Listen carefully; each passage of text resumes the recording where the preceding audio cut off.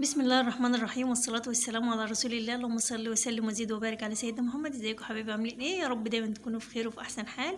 للناس عشاق الشوكولاته والناس اللي بتحب الكيكات وبتحب الحاجات المسكره وعايز حاجه حلوه مسكره وحاجه سريعه، هنعمل النهارده احلى مج كيك شوكولاته بالشوكولاته السايحه. ما شاء الله طالع جميل جدا جدا جدا، بدون بيض وبدون اي مكونات كتير وبدون وقت. هنعمل احلى مج كيك حلو كده ان الواحد ياكله بسرعه مع كوبايه الشاي. اللي عايز حاجه حلوه هنعمل المج بتاعنا النهارده. اول حاجه كده جبنا مج من اللي بيدخل الفرن، مج شوربه، مج من بتاع القهوه او الشاي.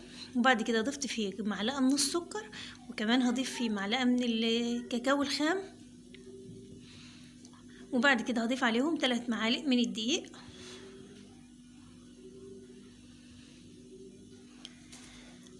وشوية من الفانيليا،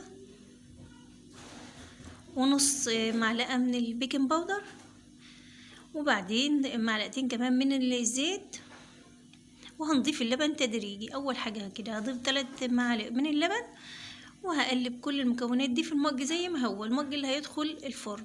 وبعد كده هزود كمان معلقتين كمان من اللبن لغاية ما اوصل لقوام الكيك العادي اللي احنا بنعمله، قوام الكيك العادي خالص زي ما انتوا شايفين كده. ده القوام بتاعنا. بعد كده هيكون معايا شوكولاته من اللي شوكولاته بار، اي نوع شوكولاته عندك تضيفيها، حطيها كده بس في المج بتاعك، وبعد كده تمسحي المج وتنضفيه وتدخليه يا الميكرويف هياخد معاكي المج الكبير ده بياخد دقيقه ونص، او في الفرن هياخد معاكي 5 دقايق بس.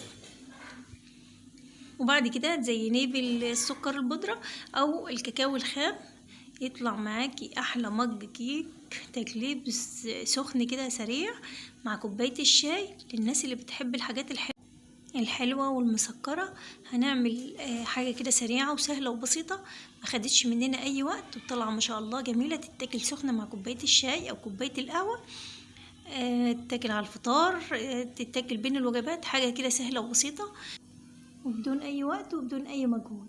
يا رب يكون الفيديو عجبكم واستفدتوا منه. لو عجبكم ما تنسوش تعملوا لي لايك والاشتراك في القناة وتفعلوا زر الجرس عشان يوصلكم كل جديد، واشوفكم على خير في فيديو جديد، والسلام.